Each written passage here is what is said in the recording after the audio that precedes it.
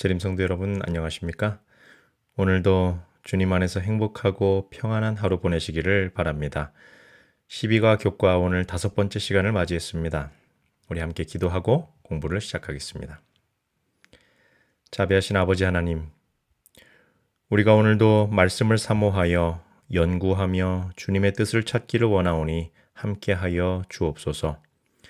겸손한 마음을 주시고 우리가 가진 선입견과 걱정들을 내려놓게 하셔서 말씀을 통하여 주님의 음성만 온전히 듣게 하옵소서. 성령께서 각 사람의 마음을 감동하시고 진리 가운데로 인도해 주시기를 간절히 구합니다. 주님, 저희와 함께하여 주시옵소서. 예수님의 이름으로 기도합니다. 아멘. 오늘 5째 날 제목은 하나님께 붙으라입니다. 여러분, 우리 제목만 들어도 가슴이 뛰고 또 새로운 결심을 불러일으키는 것 같습니다. 우리 목요일 교과의 첫 문장이 참 마음에 와 닿습니다. 이스라엘이 우상 숭배의 유혹과 하나님의 진노를 피할 수 있는 유일한 방법은 언약에 하지 말라는 명령을 계속 생각하는 것이 아니라 의식적이고 일관되게 주님께 대한 충성을 기르는 것이다. 여러분, 정말 중요한 하나의 원칙을 저자가 우리에게 가르쳐주고 있습니다. 이런 이야기가 있습니다. 나쁜 습관을 끊는 가장 좋은 방법은 좋은 습관을 더 많이 들이는 것이다 라는 말이죠. 내가 끊지 못하는 안 좋은 것들을 계속해서 머릿속으로 하지 말아야 한다는 생각에 집착하는 대신에 좋은 습관을 집중하고 몸에 들여서 나쁜 습관을 할 생각과 시간과 기회를 주지 않는 것이 나쁜 습관을 끊어내는 가장 좋은 방법인 것이 분명합니다. 마찬가지로 저자도요. 오늘 저와 여러분에게 이러한 맥락에서 우상 숭배의 유혹을 이겨내고 하나님의 진노를 피하는 가장 좋은 방법은 이것도 하지 말고 저것도 하지 말라는 금지의 말씀에 집중하는 것이 아니라 오히려 반대로 내가 하나님을 집중적으로 사랑하고 충성하겠다고 더 자주 생각하고 결심하는 것이 더 좋은, 아니 유일한 방법이라고 제안하는 것입니다. 저는 저자의 의견에 전적으로 동의합니다. 여기서 설명하는 주님께 달라붙다라는 표현이 아내와 남편 사이의 혼인 서약에서 사용된 표현, 그리고 루시 시어머니인 나오미에게 보였던 충성의 묘사에서 사용되었다는 것에 우리는 주목하게 되지요. 여러분, 우리가 하나님께 이러한 마음으로 찰싹 달라붙어 살게 된다면 세상의 유혹에 물들 기회가 자연스럽게 줄어들지 않겠습니까? 우리 함께 172페이지 가운데 있는 질문을 읽어보시고 또 계속해서 이야기를 나누도록 하겠습니다. 여호수아는 이스라엘에게 너희 하나님 여호와를 사랑하라고 권고한다. 사랑은 강요될 수 없으며 강요한다면 본질적으로 사랑이 아니게 된다. 그렇다면 어떤 의미에서 사랑을 명령할 수 있는 것인가? 먼저 여러분, 우리 여호수아 23장 11절과 신명기 6장 5절을 함께 읽어보도록 하겠습니다. 그러므로 스스로 조심하여 너희의 하나님 여호와를 사랑하라. 신명기입니다. 너는 마음을 다하고 뜻을 다하고 힘을 다하여 내 하나님 여호와를 사랑하라. 사랑은 본질적으로 강요될 수 없기 때문에 사랑하라는 명령이 이상하게 들릴 수도 있습니다. 그러나 여러분, 성경에 말씀하고 있는 사랑하라라는 그분의 명령은 감정을 억지로 만들어내라는 요구 혹은 강요가 아니라 우리와 사랑의 관계를 유지하기 원하시는 하나님의 관계의 방향 제시에 대한 명령으로 이해해야 정확합니다. 여러분, 여호수아 23장 11절에서 그러므로 스스로 조심하여 너희 하나님 여호와를 사랑하라고 말하는 것은 하나님을 향하여 우리의 마음의 방향을 계속 돌리고 그분께서 우리의 생명을 위해 주신 율법과 언약에 충성하며 특히 다른 신, 사람들이 만든 우상의 마음을 빼앗기지 말라는 뜻입니다. 여러분 신명기 6장 5절에서도 너는 마음을 다하고 뜻을 다하고 힘을 다하여 내 하나님 여호와를 사랑하라 라고 말씀하고 있는데, 이 역시 어떤 감정적인 고조된 상태, 흥분을 요구하는 것이 아니라 하나님을 사랑할 수 있는 삶의 자리에 자신을 두라라는 의미입니다. 사람의 사랑은 기분에 따라서, 감정에 따라서, 상황에 따라서 달라지지만 하나님께서 하시는 사랑은 그분의 품성의 원칙을 따라 사람에게 부어지는 마음이기 때문에 기복이 있지 않습니다. 하나님께서 우리에게 바라시는 사랑도 한결같은 방향, 삶의 원칙, 그분과 함께 하고 싶은 관계의 지속성이지, 기분이 좋을 때에는 하나님 열심히 찬양하고 열정적으로 교회 생활하다가 기분이 나쁘고 상황이 안 좋아지면 다 때려치우자는 식으로 하는 그러한 감정적 표현이 아니라는 것을 여러분 기억하시면 좋겠습니다.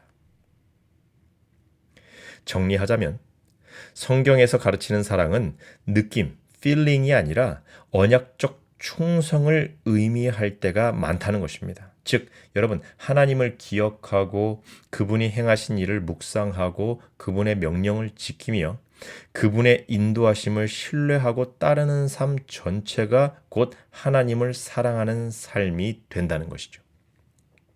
그렇게 하나님을 마음에 두는 삶을 살 때 성령께서 우리의 감정 속에서도 실제적인 사랑의 열매를 맺게 하시는 것입니다. 즉, 사랑하라는 명령은 감정을 강제하는 것이 아니라 하나님과의 언약 관계 속에 머물라라고 하는 초청의 음성이며, 그 관계 속에서 사랑은 자연스럽게 자라나는 것입니다. 여러분, 요한복음 13장 34절과 35절에 있는 말씀을 함께 읽어봅니다. 새 계명을 너희에게 주노니 서로 사랑하라. 내가 너희를 사랑한 것 같이 너희도 서로 사랑하라. 너희가 서로 사랑하면 이로써 모든 사람이 너희가 내 제자인 줄 알리라. 예수님께서 우리에게 허락하신 사랑의 초청입니다. 예수님께서 우리를 사랑하신 것처럼 우리도 서로 사랑하라고 하십니다. 내가 생각하는 인간의 사랑, 세상적인 사랑, 이기적이고 헌신 없는 망가진 사랑이 아니라 우리를 죽기까지 사랑하신 그분의 사랑, 자신을 내어주고 상대방을 살리려는 이타적인 사랑으로 우리도 서로 사랑하라고 그분께서 초청하십니다. 그때에 세상 사람들이 우리를 보고 예수님의 제자인 줄 알게 된다는 말씀입니다. 그래서 우리가 하나님의 사랑을 세상과 나누기 위해서는 예수님께서 우리를 어떻게 사랑하셨는지 깊이 묵상해야 한다는 것이죠. 예수님의 사랑을 알지 못하면 나 자신조차도 바르게 사랑할 수 없고 남을 사랑하는 것조차도 맘대로 안 된다는 것입니다. 그러나 우리가 그분의 사랑의 초청에 응답하고 내가 얼마나 사랑받은 존재인지를 깨닫게 되면 그 사랑에 감사해서 나도 그제야 다른 누군가를 내 생명보다 더 사랑할 준비가 되는 것입니다. 우리 교과 173페이지의 저자의 설명을 읽고 계속해서 이야기를 나누겠습니다. 하나님을 사랑하라는 명령은 상호적이지만 대칭적이지 않은 하나님의 사랑의 본질을 보여준다. 하나님은 당신의 사랑에 화답하는 모든 사람과 친밀하고 인격적인 관계를 맺기 원하신다. 모든 사람을 향한 그분의 보편적인 사랑은 우리의 자발적이고 상호적인 사랑을 나타낼 수 있는 장을 만들어준다. 여러분, 하나님께서는 우리의 반응을 보기 원하십니다. 어떤 반응일까요? 사랑을 받은 자녀로서 충만하게 삶을 누리는 모습을 보기 원하시는 것이죠. 어려서부터 부모님께 사랑을 많이 받고 자란 사람들은 커서도 가정을 꾸리고 자녀들을 낳았을 때에 받은 대로, 보고 배운 대로 건강한 사랑으로 가족들을 대하며 행복하게 살아가죠.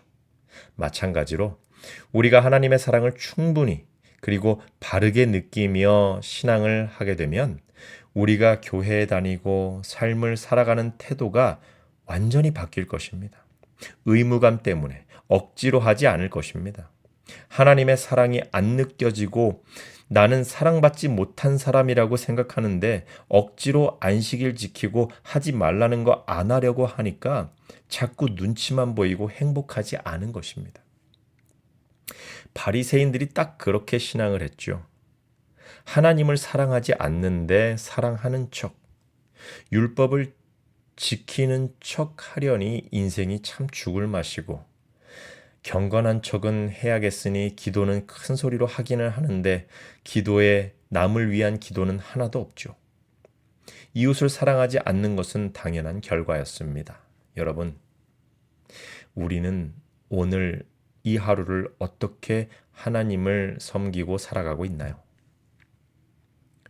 교과 173페이지 적용 질문에서 하나님은 우리의 사랑이 자발적이고 상호적인 사랑이기를 원하신다라고 말씀하고 있는데 나는 과연 하나님을 정말 마음에서 우러나와서 사랑하고 또 그분의 뜻을 따르고 있는 것인지 한번 오늘 생각해 보시기를 바랍니다. 우리 영감의 교훈을 함께 읽고 오늘 나누었던 말씀들을 정리하도록 하겠습니다. 선지자와 왕 571페이지에 있는 말씀입니다. 그분 앞에 가까이 나아가라. 천사들은 하나님 앞에 겸손히 행하는 사람들을 돕고 보호한다. 우리 주께서는 당신을 의지하는 사람을 결코 실망시키지 않으실 것이다. 당신의 자녀들이 악으로부터 보호를 받기 위하여 당신께 가까이 나아갈 때에 동정과 사랑으로 그들을 위하여 원수를 대적할 깃발을 높이 드신다. 주께서는 그들은 내 것이니 그들을 해하지 말라. 내가 그들을 내 손바닥에 새겼노라고 말씀하신다. 여러분, 하나님께서 우리를 그분의 것으로 주장하십니다.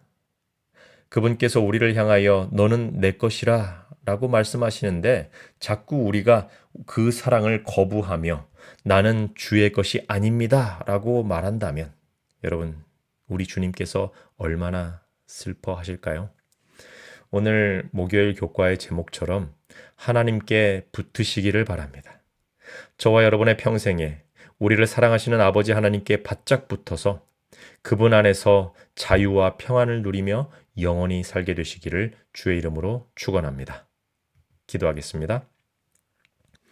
우리를 사랑하신 아버지 하나님, 우리가 아버지의 사랑을 깊이 깨닫게 하여 주시옵소서. 십자가에서 우리의 구원을 이루신 예수님의 사랑을 마음으로 받아들이게 하옵소서. 하나님께 붙어 늘 주님과 가까이 사는 자녀들 되게 하시고 예수님의 사랑을 이웃에게 전하는 제자 되게 하옵소서. 우리의 삶의 순종과 섬김의 모습을 통해 주님의 사랑이 세상에 나타나기를 소망합니다. 우리를 사용하여 주시옵소서. 오늘도 온전히 주님께 맡기오며 이 모든 말씀 우리 구주 예수님의 이름으로 간절히 기도드립니다. 아멘.